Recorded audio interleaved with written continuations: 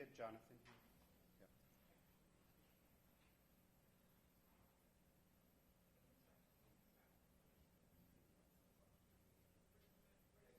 I'm just getting Jonathan Chung.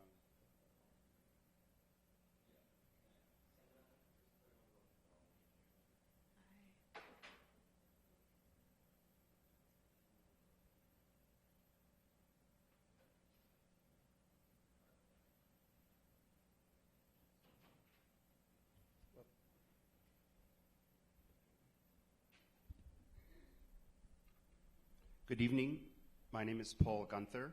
I'm the Executive Director of the Gracie Mansion Conservancy, and I'm very pleased to welcome you at the Langston Hughes Community Library and Cultural Center for the third gathering of the Gracie Book Club.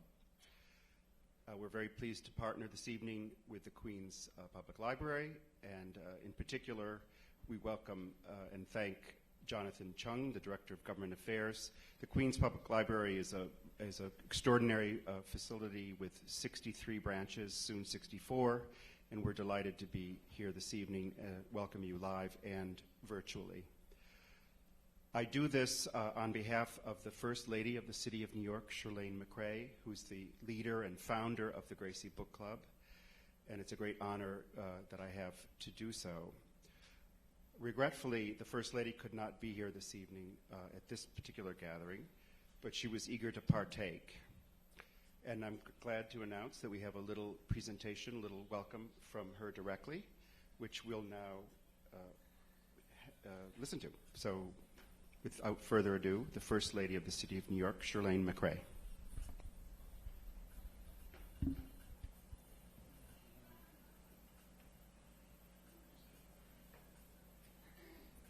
Hello, book club members.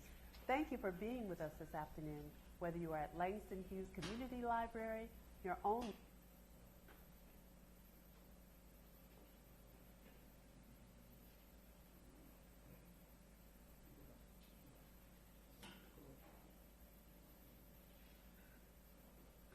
local library, or tuning in from your smartphone or home.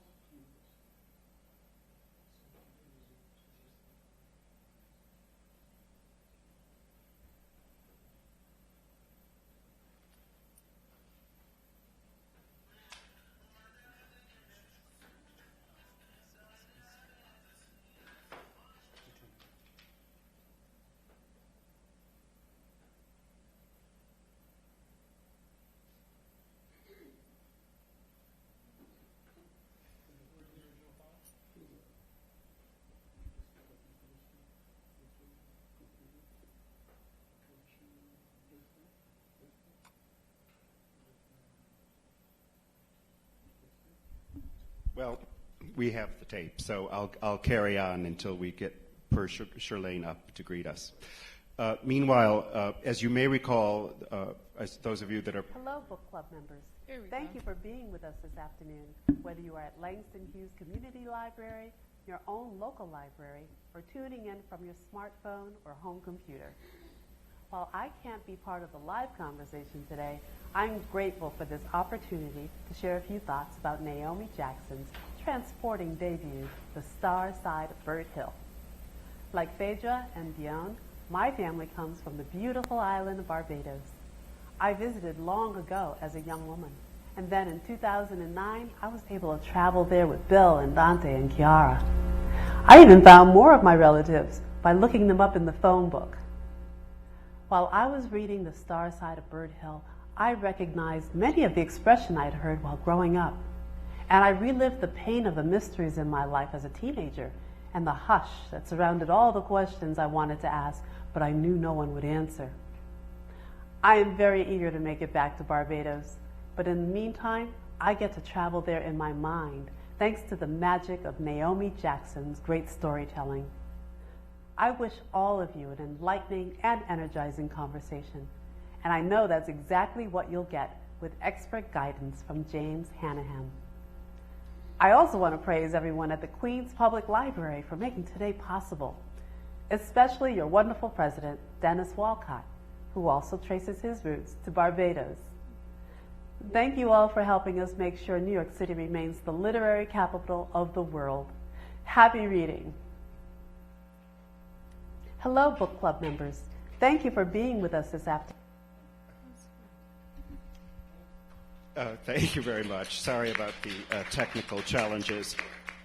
As you may recall, if you're a member of the club, the First Lady, working with the Gracie Mansion Conservancy advisor, Tracy K. Smith, the great Pulitzer Prize-winning poet, defined the theme of this first year as envisioning distant neighbors.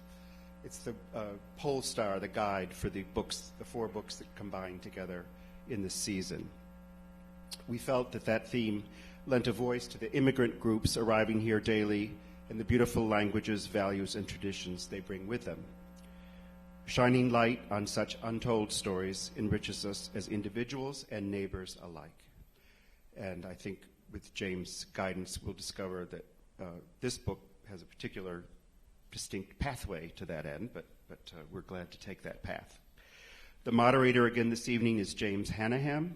James Hannaham's second novel, Delicious Foods from Little Brown in 2015, won both the PEN/Faulkner Award and an award from the American Academy of Arts and Letters, made the New York Times and Washington Post's 100 Notable Books of 2015, and is currently a finalist for the Hurston Wright Legacy Award and the Dayton Literary Peace Prize.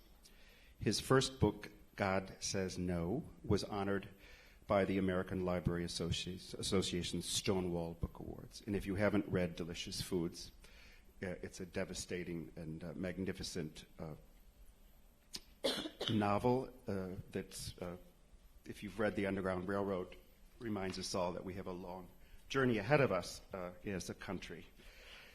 So I'm very pleased to welcome James. He will have some reading and have some discussion, and then we're going to open it up soon to all of you. And if anyone wants to tweet in as well, we'll feed those. So, and of course, they said about Lester Holt, I suppose James has leeway to interject when he wants to, but the conversation is to be with all of you. So thank you so much for joining us. And on behalf of Shirlane, I present James Hannaham. Thank you very much.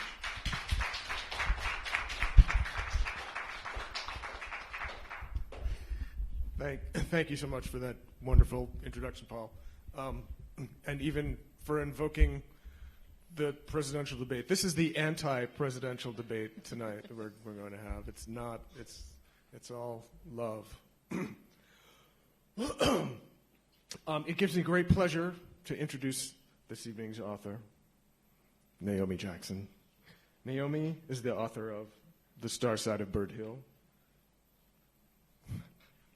which was nominated for an NAACP Image Award and the Hurston Wright Legacy Award, which is not to say that we're in competition with each other, because you were nominated for the debut fiction, and my book was nominated for the general, I guess, general fiction. They just call it fiction. What's the? So we don't have to fight tonight. No, we don't. Yeah, it's not about debate. It's about love. Okay. It was longlisted for the National Book Critics Circle's John Leonard Prize and the Center for Fiction's First Novel Prize, and named an honor book for fiction by the Black Caucus of the American Library Association. Jackson studied fiction at the Iowa Writers Workshop. She traveled to South Africa on a Fulbright scholarship, where she received an MA in creative writing from the University of Cape Town. A graduate of Williams College, her work has appeared in literary journals and magazines in the United States and abroad. She is the recipient of residencies and fellowships from Breadloaf, the MacDowell Colony, Jurassic, Hedgebrook, the University of Pennsylvania's Kelly Writers House, and Camargo Foundation. Jackson, it's really odd to be sitting next to the person as you say their last name. Jackson will be visiting writer at Amherst College beginning already in the fall. You are now the visiting writer at Amherst College. Welcome. Thank you.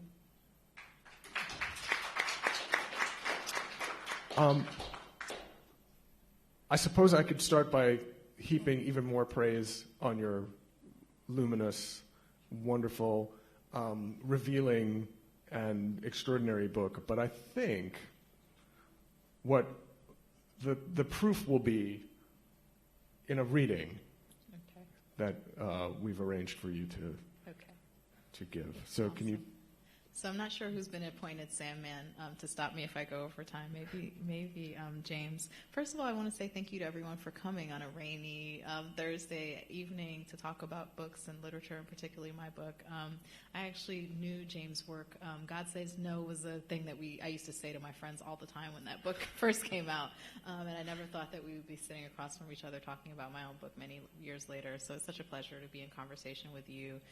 Thank you to Paul and Linda from the Gracie Mansion Conservancy, and to First Lady McCrae. I didn't think that video message was going to be about Starside, so what a joy. And go Bajans. Like, who knew there were so many Bajans representing from City Hall all the way to the Queens Public Library. So thank you to everyone who came out and who put this event together. It's a real honor to be here. So I'm going to read from about 50 or so pages into the novel. It's about a 16th birthday party. There are two sisters, Dion and Phaedra, who get sent home to Barbados for the summer. They think they're just going to hang out with Granny for the summer, and all hell breaks loose. So I don't think you need to know too much more than that. Dion once had another idea entirely about how she would celebrate her 16th birthday. She and her best friend in Brooklyn, Tanisha, had their hearts set on a party hall on Church Avenue. Everybody was going to be there, Tanisha's Trini cousins and uncles and sisters, their friends from school, mostly Tanisha's, and Darren, the boy who Dion had been going with since he'd moved up from Jamaica 3 years before. Dion was drawn into the schoolyard romance with Darren by girls who said, it would be cute if y'all went together, because of the way that Dion's chestnut skin played off Darren's hazelnut eyes, the same eyes that had every girl from Vanderveer to Erasmus fantasizing about Darren looking at them. As Dion got to know Darren on their bus rides home together, her affection for him had deepened, fulfilling the vain promise that brought them together. Since she'd arrived in Barbados, Dion thought of Darren often in spite of herself, though she knew that attachment was the first step on the road to disappointment. After her father left, Dion witnessed a parade of men her mother entertained for as long as they would stick around. But while she could attract men, draw them into her web, Avril had trouble keeping them. In the last relationship, the one that ended the year before Dion started high school, Dion wanted to believe her mother's conviction that her boyfriend, Musa, would marry her. But something happened once her mother made her intentions for Musa clear, and every time he came over after that, he was always just about to leave, as if her mother's desire for him had propelled him in the opposite direction of her. By his last visit, Musa wouldn't even take his coat off. He just brought the books he promised to Phaedra, the Vogue fall fashion issue he promised to Dion, kissed their mother, and left. Dion had learned from her mother that if you wanted to keep a man, he should love you at least a little bit more than you loved him. Avril's plan to send the girls back home for the summer, announced just 1 week before they left, had messed up everything. The party, working at VIM to save up money for school clothes, Dion's hopes of going into the city on Saturday nights with Darren and Tanisha and her girls. So here she was in Bird Hill on her birthday, Saturday, July 16th, and as her grandmother Hyacinth would say, nothing at all Gosso. There would be no DJ making special shout-outs to the birthday girl, no adults hovering in the back alley smoking joints, drinking beer, squeezing past each other to heap their plates high with curry chicken and roti skins, no girls dancing front to front on boys, winding their waists as if their whole lives had made them move this way. Back in Brooklyn, the outfit Dion put on layaway, white jeans with a question mark and gold thread on the back pockets, a matching white top and jacket, still had $20 to go before it was paid off. Instead of wearing it, Dion was sporting the new dress her grandmother made for her with room to grow, a maritime number with a boat collar, white trim, heavy navy fabric. Dion thought the dress was more fit for a box of powdered milk than for a girl like her, with legs that started just below her neck, arms made for hanging on to boys rather than pounding nutmeg, hands more fit for finger snapping than housework of any kind. Bullerman Jean was the one to whom most of the Hill women turned to get their clothes sewn and, in a pinch, their hair done. He owed Dion's grandmother a favor, and so he gave Dion a relaxer the night before the party that left her hair not quite straight. A night of sleeping in hard plastic rollers had given Dion a neck ache, tight curls that didn't brush her shoulders the way she liked, but it would have to do. A lifetime of watching her mother closely had been nothing if not a tutorial in resignation and making do. think I might stop there. Well, I mean, I could listen to you for a really long time. Did you do the audiobook? I didn't. There's an incredible audiobook narrator, Robin Miles, who's kind of cornered the market. She's done Chimamanda Adichie's book and Karen Lord, Nala Hopkinson, a whole bunch of African and Caribbean writers, yeah. Well, you might want to fight for it. Oh, but it's so hard. Can anybody imagine reading like a 300-page book? And then you have to actually stick to the way that it's in the book, so you can't make changes along the way. You read your audiobook? That's impressive. It's a lot of glasses of water. Yeah, I mean, it takes about 3 days Wow. of just like nine-hour days. Wow. But I would definitely listen to you. Okay. So I have a few questions. We're going to have a little bit of a conversation, and then we're going to open it up to audience questions. So as we talk, I guess, you can think about what you might want to bring up yourselves, and then people who are virtually here, not unlike the First Lady, who are here in spirit, can also join in. All right. So why did you write this book? Well, I've been writing a really terrible novel for about 4 years before I ended up on this novel. So I was writing a book from the perspective of the little girl in this novel, Phaedra. And then this book came alive with the first scene in the novel. So there's Phaedra and her older sister, Dion, and their two friends, Chris and Trevor. And something happened when the older kids showed up and the novel really came alive. I think part of it was because when I grew up going back to the Caribbean, it was never just me and my sister. It was always me, my sister, and about 6 to 10 cousins, depending on how many of us ended up in Antigua or Barbados at the time.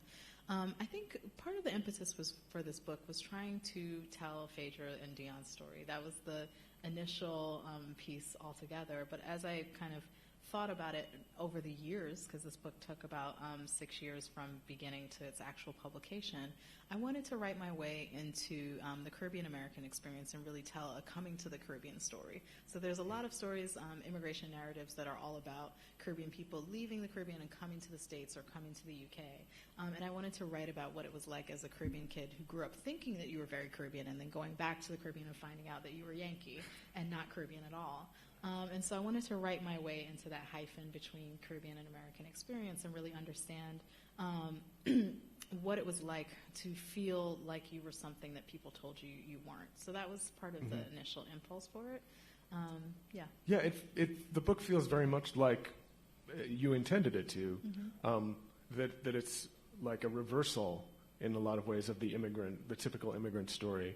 It's like, one of the most significant things I noticed about it is that in that scenario, it doesn't suggest that the place you came from is like a horrible place you would never go back, right? It's not like the typical immigrant story is like, oh, we wouldn't want to go back there because, we wanted economic opportunities here. And I mean, there's a little bit of that in the book implied, but it's not the main thrust of it, which is really nice. I wanted to complicate that story because I think both Dion and Phaedra are really curious about what drove their parents to the United States, because they come to this place, each one of them has a different relationship to the Caribbean before they show up there.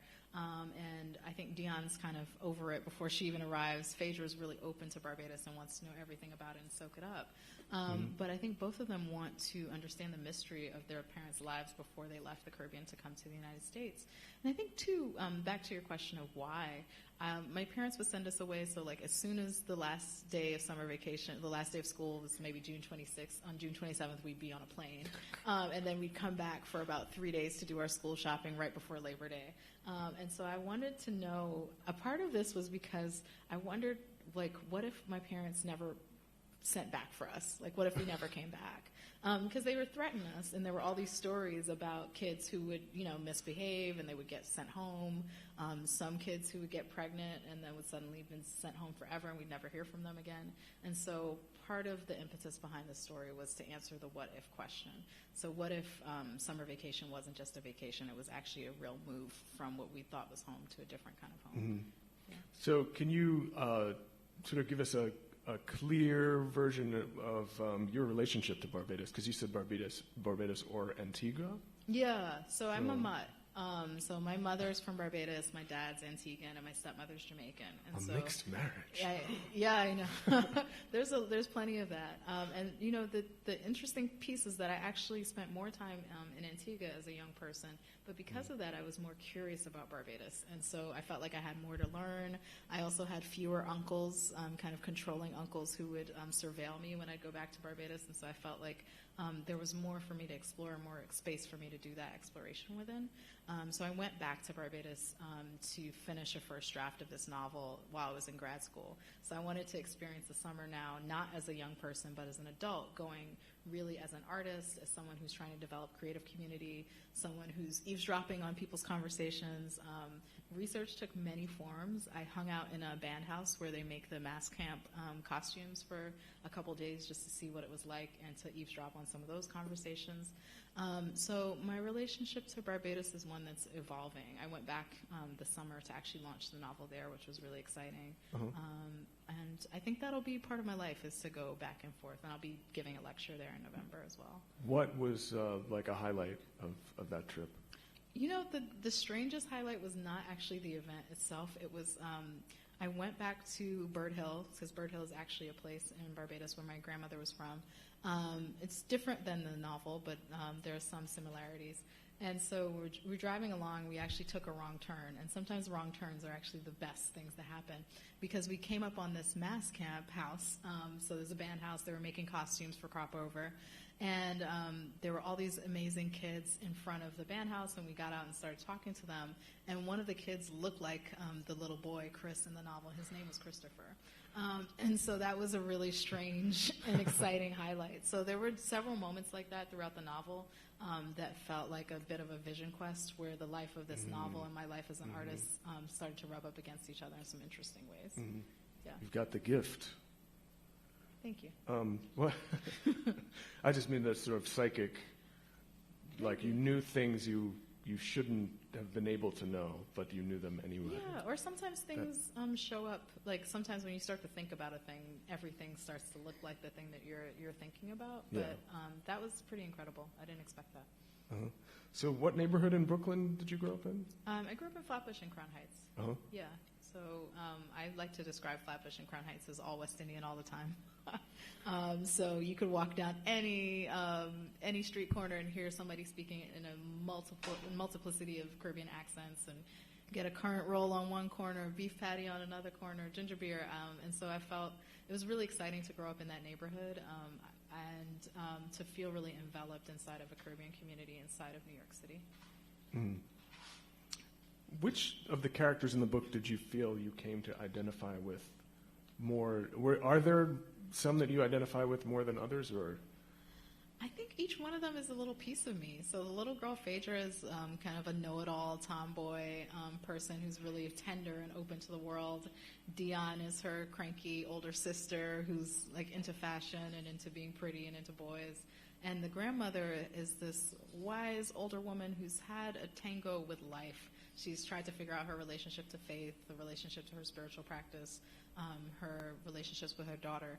And so I think I actually relate as much to the 63-year-old grandmother in this novel as I do to the 10-year-old girl. So each one of them has a piece of my heart and a piece of my experience. Right, but you're not mapping each one of them onto some existing person.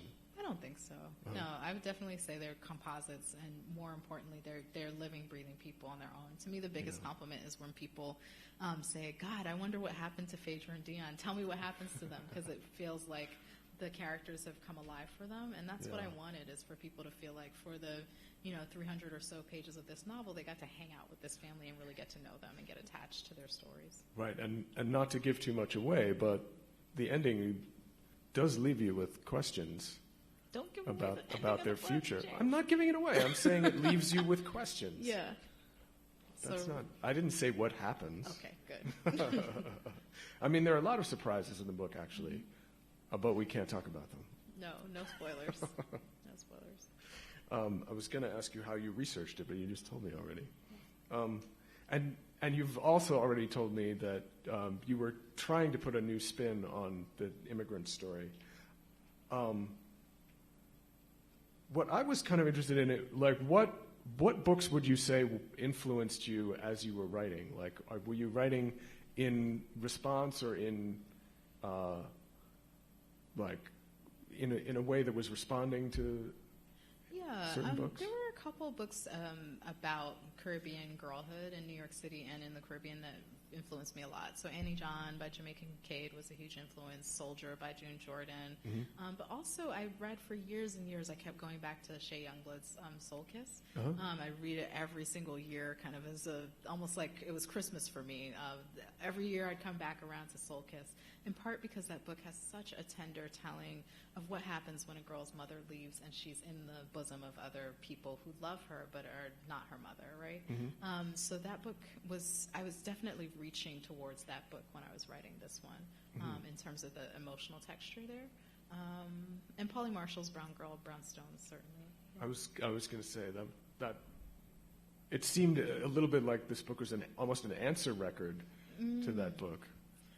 The next one I'm working on is more like that. But yes, okay. I did feel like that Brown Girl, Brown Stones has a particular stamp. It's in the 50s in Brooklyn about this Bayesian family, and so there's a time stamp on it. And I did feel like there was a need for a kind of new school Caribbean writing that did not necessarily as an answer record, but continued on in that legacy that she'd laid such a beautiful foundation of. Yeah. And what roles do you? One of the things that I think is so great about the book is that everything is done very matter of factly. It doesn't. It's a book that's about a place that not everybody is going to know about, but it doesn't make you feel as if the author is deliberately trying to draw you into that world. It just seems very self-contained, but that you get a window, over the shoulder of all the characters, and that was. I will give you credit for and assume that was deliberate. Yeah, I mean, I wanted readers to feel like they sat inside the heart of each and every one of these characters as they read the book. So not even over the shoulder, but actually right here. So feeling the place. And so if it's self-contained, that's definitely what I was going for. It wasn't meant to be a tourist manual, like, oh, come to Barbados, it's beautiful. It's more like, here are people in a place that you might not have been to, but experiencing really human things that people experience all over the world. So love, loss, grief, first sexual experiences, mental illness, death, all these midwifery. Midwifery, all these things. So these are the things that happen to people. They happen to be in Barbados, but I did not want it to be exoticized or to call too much attention to the fact of that. Right. Yeah. And actually, one of the characters who I think does a lot of work toward that is Hyacinth, the grandmother. Can you talk a little bit about her and who she is and what she does and her? Just talk about her. Yeah. So I really loved Hyacinth so much, and there are actually probably 70 or so pages about Hyacinth that never made it into the novel. So I wrote a lot of character sketches so I could really understand who this woman was. So she's the girl's grandmother. She's 63 and is really dealing with a lot of grief, in part because she feels like she's failed her daughter. And now this role in a grandmother, an almost motherly role to these grandchildren, is an opportunity to redeem herself. But she's not just like a wise old lady. She does keep these children in check, but she also, remembers very fondly the love of her husband. And she remembers the moment when she was questioning whether or not she should be Christian, questioning whether or not she should practice obia and midwifery, which had been in her family for generations. And so there's a lot that Hyacinth is dealing with that goes beyond just her role as a mother and grandmother, but also she's trying to understand who she is as a spiritual being, and who she is as a lover, too, in relationship to her husband. So it seems like the girls change her mind about things, too, sometimes. Yeah. And that seems like an unusual characterization of an older person in a story like this. Yeah, someone said to me that they thought that this was as much Hyacinth's coming-of-age novel as it was Phaedra and Dion's. I think she's a grown person, so I'm not so much on board with this as a coming-of-age story for her. But I do think that there's transformation that happens across the course of the novel, where there's some learning that goes back and forth between them, and that there's some tenderness in the relationship between her and her granddaughters that wasn't possible between her and her daughter. So that is beautiful to see that transformation happen in this generation. Yeah, there's a lot. And I think it's something that goes largely unsaid and undocumented, and it's great to see you bringing it into the realm of fiction. And No way. I think maybe now. James, if I can just start, we have had some questions come in. So we've had some questions coming in. Oh, great. If I can, I'm eager to hear from those here, but one question that had occurred to me and perhaps others was why, in particular, did you set the book in '89? It seems very interesting.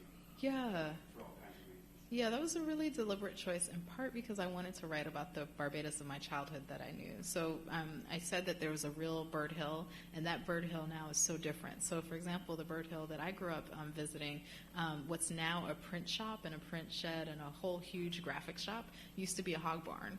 And there was a hog barn. We used to fly kites in the field across where there are all these houses now. So the Barbados of now is very industrialized relative to that bird hill, even though it was in town, right? And so it was important to me that I wrote about the Barbados of my childhood that I actually knew, rather than trying to project into a future, say, in the 2000s or the 90s that I felt less familiar with.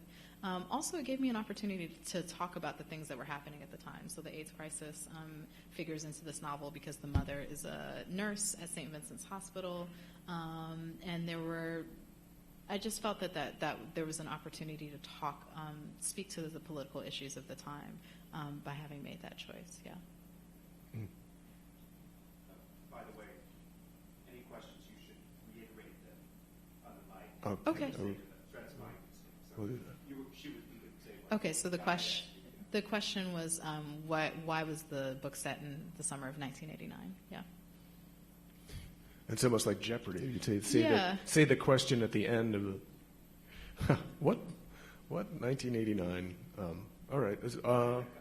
interesting. A couple of readers, if you could again repeat me, were fascinated, especially given what you read, with your description of Dion as 16 going on bitter. Obviously a powerful. Yeah.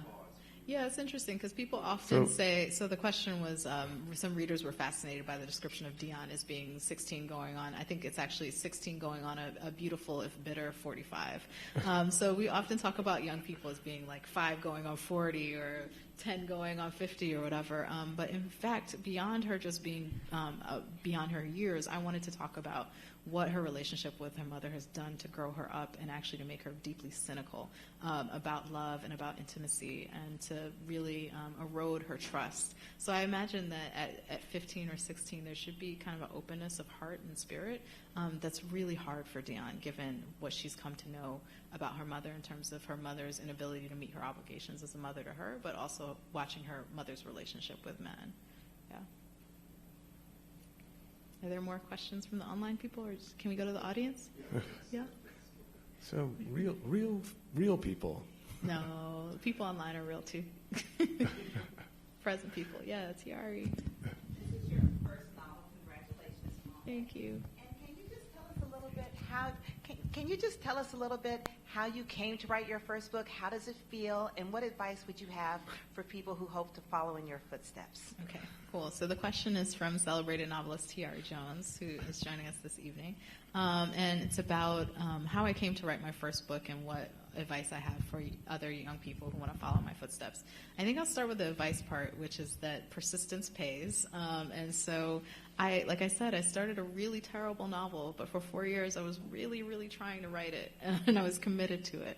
And then I think, so there was persistence, but also the openness to new ideas. I think if this first scene of this new novel has shown up and I had said, forget that, I'm writing this other thing, I don't have time for this new idea, I think I would have really missed out on something. So some combination of like resilience and persistence, but also openness to changing a project midstream when it's not going well or when something new presents itself. How much of it did you have at that point? How many pages? Maybe would you like say? 80 or 90 pages of the other project. But I really came up, I like to say I had 2 MFAs. So I had the official MFA graduate experience, but then I took a lot of community workshops. So I took several Cave Canem poetry workshops. I took several workshops at the Frederick Douglass Creative Arts Center when it was still around. And so those community workshops really allowed me to build my stamina I never thought I'd be able to write a whole novel.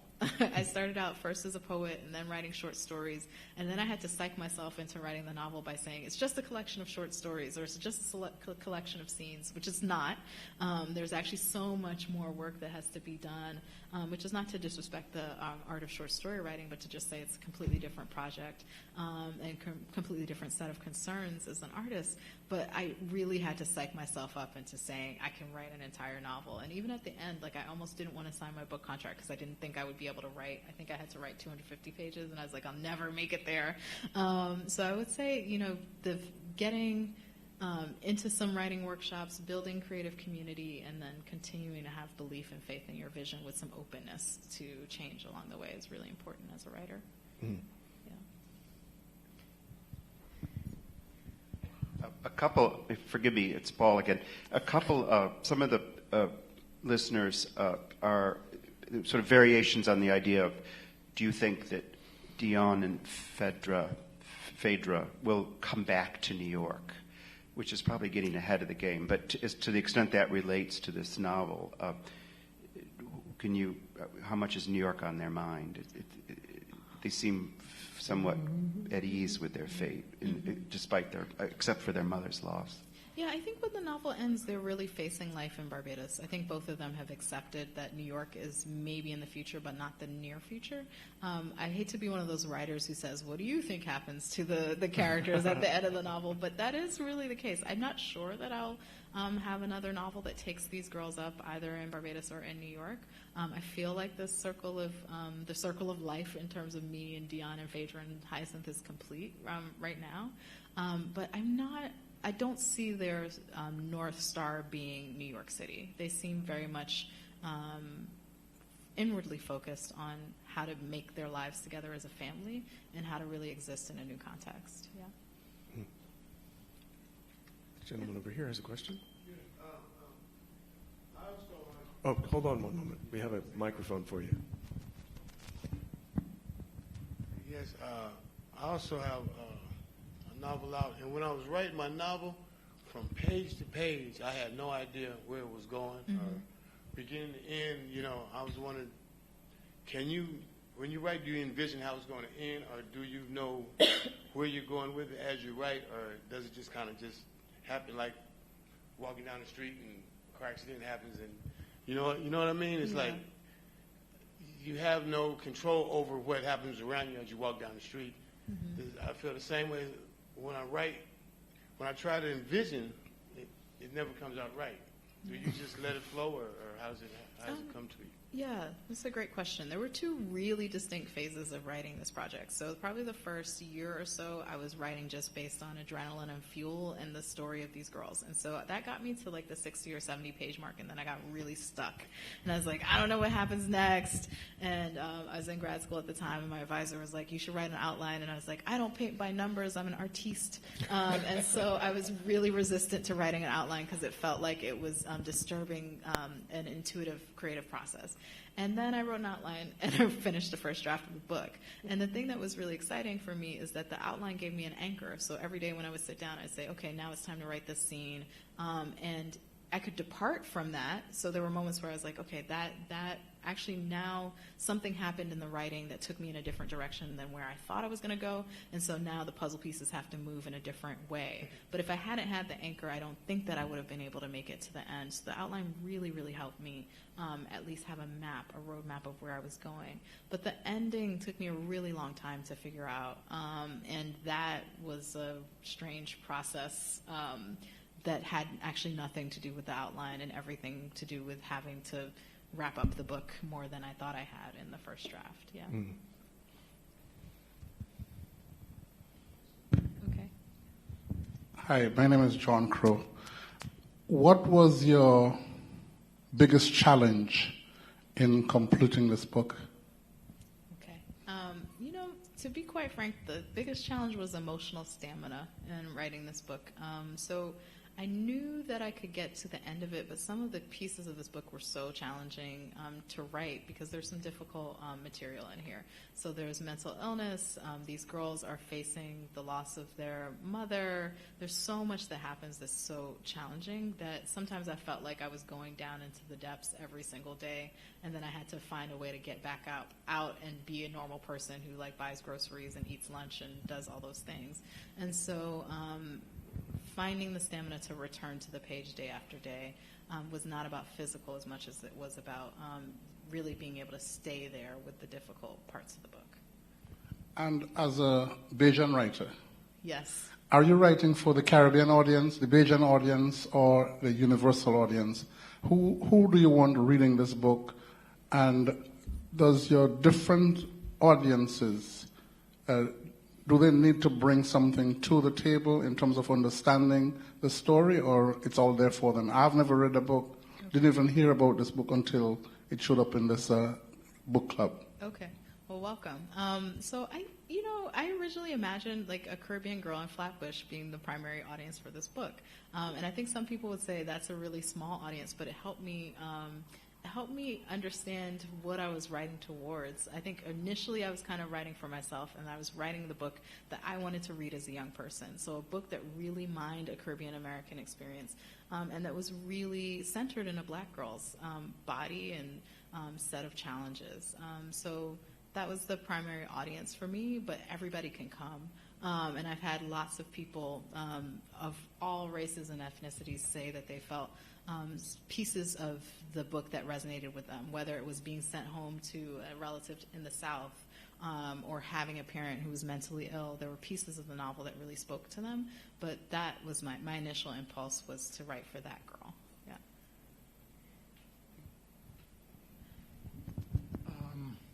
You seem pretty young. I'm wondering, how do you write a character that's 63 years old with any sort of like believability? Do you take specific steps to ensure the authenticity of that character? Okay. So you're not requesting my birth certificate?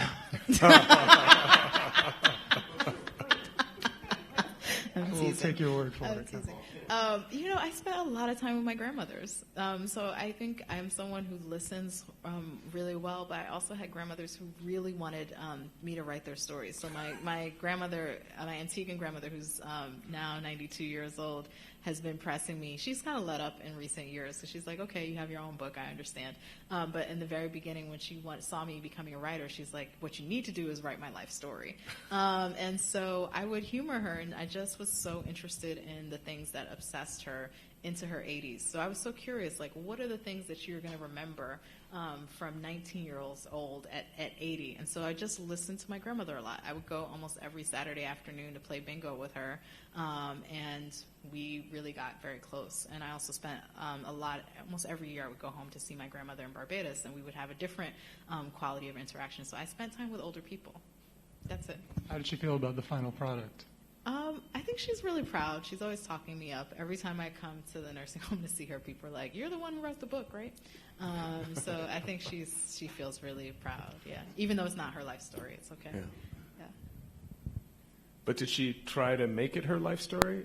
I mean, a certain kind of woman will always make every book their life story. Yeah. Okay, I have one more question. I've been thinking a lot about what is it to be an immigrant versus what is it to be an expat, right? Someone once said to me that only people coming from like the U.S. and Europe get to be expats. Everyone else is an immigrant. But I was wondering about Phaedra and Dion. Are they expats or are they immigrants? Ooh, that's a great question. Oh, man. I would say they're more immigrants because to me the difference is privilege, right? And so to me it's the difference. Expats get to go to American schools, for example, abroad.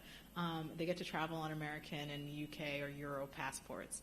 I think the difference of being an immigrant to the United States is like you come, you are maybe really thrilled because you won the green card lottery.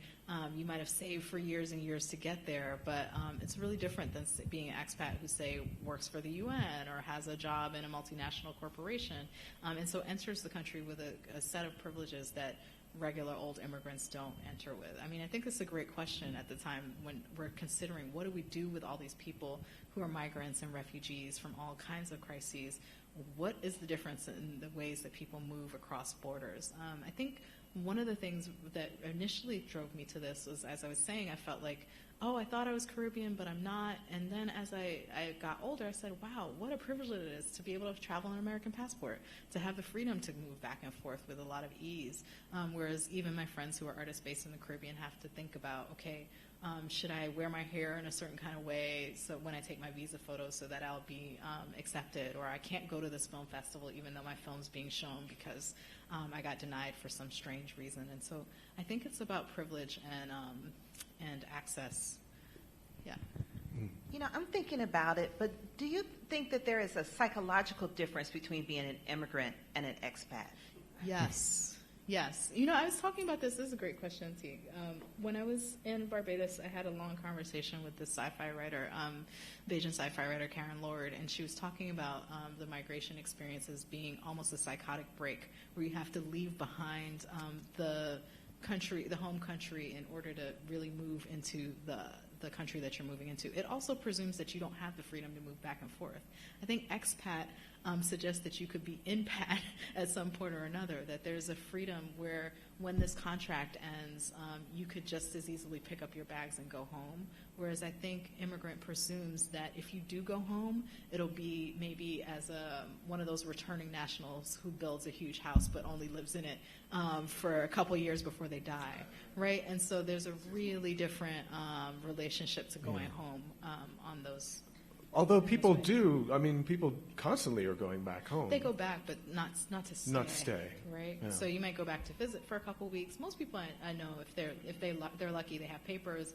A lot of people will be able to move back and forth and send barrels home. And so there's a constant relationship to home, but it's not like, oh, I'll just pick up everything and go home eventually. Well, you talk about retiring there, right? Yeah. Isn't that what older people are like? And my parents have talked about this for ages. My dad was not even Caribbean, and he was always talking about going to retire in Africa or in the Caribbean where they respect old people. That was his line. Yeah, I think my parents thought that that would be their reward for having worked so hard and long in a foreign country, that eventually they'd want to go back. But the reality is most of their friends ended up immigrating too, and as they went home, the ties became looser and looser to people who weren't family, and so it became more difficult to imagine a life where you don't really know the people in your church, and you don't know all the people who are in government, and all the things that make life easier. Yeah. Any more questions? Yes, I have another one. I see the book is like 300 pages. Yeah. When you were originally done, how many pages was it? You know what I mean? When I thought I was done? Yeah, when you thought you were done, was it like 1,000 or something? 159 pages. Yeah, there are lots of writers, right? So there are writers who overwrite, who will call down a 1,000-page manuscript into 300. I was a person who was fighting for every single word and page. I was like, all right, I can do this. And so, yeah, the original manuscript was much shorter than what we ended up with, yeah. So I had to go back and add a lot. Oh, you had to add, none was edited out, and you're like, Not really. Kind of broke your heart that part couldn't go in or that didn't fit. I think there's thank you. There's a gentleman in the back who wanted to ask a question. Thank you. Yeah, because people online so that they can hear. Yes, please. We don't have their. Oh, thank you. Thank you. Sorry. Thank you for this. Building off of an earlier question about what readers have to bring to this book, and thinking about the spirit of this book club, what are your thoughts about the opposite, a book's ability to bring people together and to help us experience and understand lives that aren't our own? Oh, that's the whole point of literature, right? Is to transport us outside of our own really limited experience and to feel for a moment inside of someone else's life. There's kind of an invasion of the body snatchers feel to literature that gives us an ability to move beyond the structures of time and space and job and geography. So to me, that's the excitement of literature. Like yesterday, I was at the Singapore Literature Festival in New York City, and I was reading this book called Malay Sketches, and it was all about these different Malay characters in Singapore. I've never been to Singapore, but for those, 200 pages, I could really start to understand some of the characters that people see on the street in Singapore, and I felt like I had traveled there with a much cheaper plane ticket. So yeah, I think literature really has the ability to really move people outside of the limits of what they know and to deepen empathy for other people. One thing I actually like to do is travel to a place and find a representative book as I'm traveling. And I feel like I have a little bit more of an understanding of what is going on around me when that happens.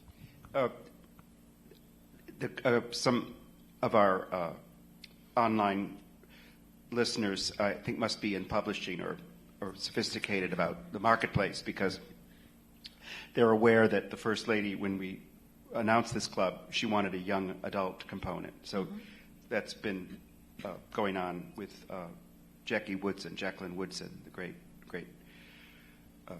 young adult writer. So they're asking, they're clearly, what's clear in this question, they said if Catcher in the Rye were written now, it would be called a young adult book. And I guess the gist of it is,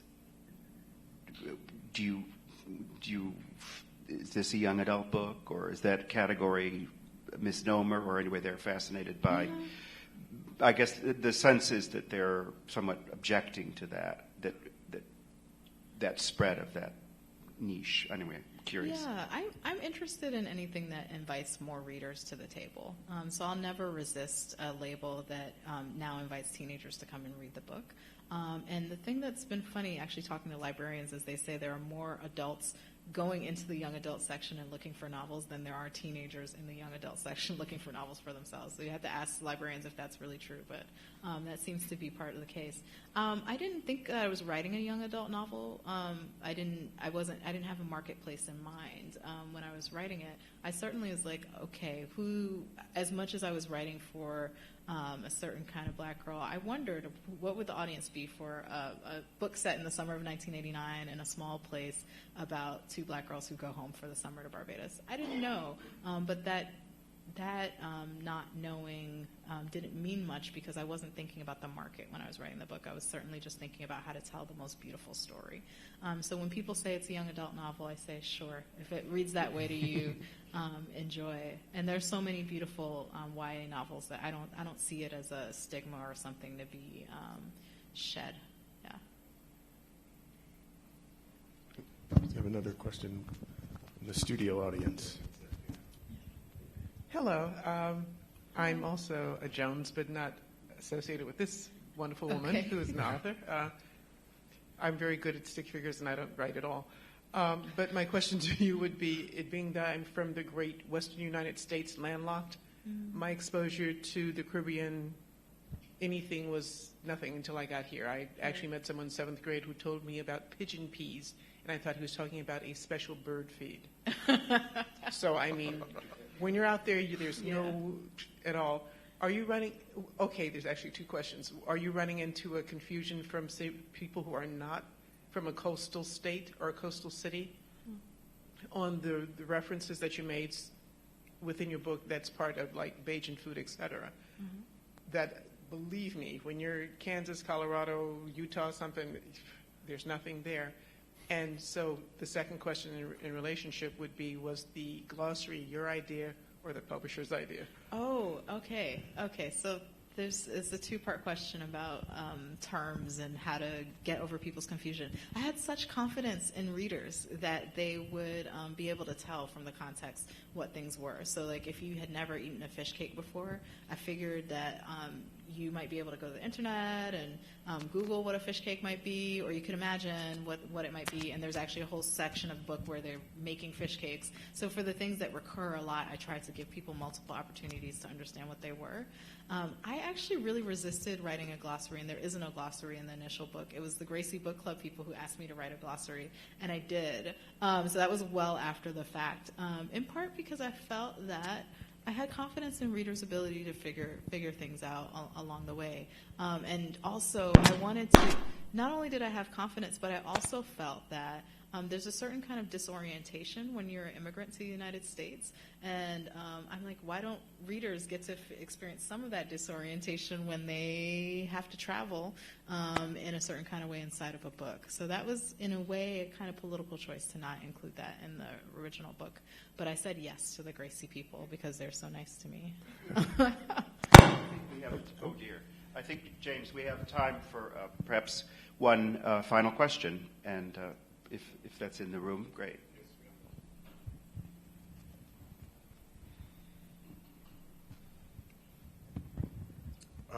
Earlier you said that when you were writing, the story kind of came to life for you. Mm-hmm. Because you kind of breathe life into the story, has any way your character kind of influenced your life now that the book's out? You know, like, you think like, well, my character wouldn't do that. You understand what the question I'm trying to say? Yeah, it's not a spoiler, but towards the end of the book, the grandmother is talking to these little girls and saying, haven't you figured out how to take care of yourselves yet? Hasn't this summer and this experience made you strong? And I have actually thought about that quite a bit in the recent past. There are some lessons that Hyacinth gives these girls that I actually return to. And sometimes I think we write some of the things that we need to hear for ourselves. In theory, that one character is talking to another character, but they might actually be talking to the writer. So yeah, I do think there are some lessons inside of the book that are planted there for me to return to. Yeah, but I'm not one of those people who reads their books over and over again. I might flip to it back, maybe. Well, luckily we are people who will read your book over and over again, I think. Thank you so much for being part of this, and thank you everybody for tuning in or showing up. And a shout out to all the people who were online who I couldn't see. Thank you so much for participating. Exactly. Thank you everyone here. Yeah. And before, I want to end with a round of applause for James and especially Naomi. But I do. Thank you. I do want to urge all of you to follow the club. And the next gathering, which will be the moderator at that, will be a woman author named A.M. Holmes. And her best friend, I said, what does A.M. stand for? And her best friend said, I have no idea. She's A.M. So A.M. Holmes will be discussing another novel about, in this case, a more traditional, I suppose, after your perspective of immigrants coming to New York, in this case, Ukrainian immigrants in Brighton Beach. And the book is called A Panic in a Suitcase, and the woman's author's name is Yelena, brace yourself, Akhtiorskaya, and I'll spell that Akhtiorskaya, forgive me. So that's coming up, and then also another book following that, In My Country by Mia Alvar, and a second young adult book with Jacqueline Woodson and a young writer named Jason Reynolds called When I Was the Greatest. So please follow along and remember the spirit of envisioning distant neighbors. And again, on behalf of the First Lady, Shirlane McRae, I want to thank you all for joining us, and we look forward to seeing you on October 26th. And please read in the meantime, and I promise I won't ask Yelena to write a glossary. So thank you very much for joining us. Thank you.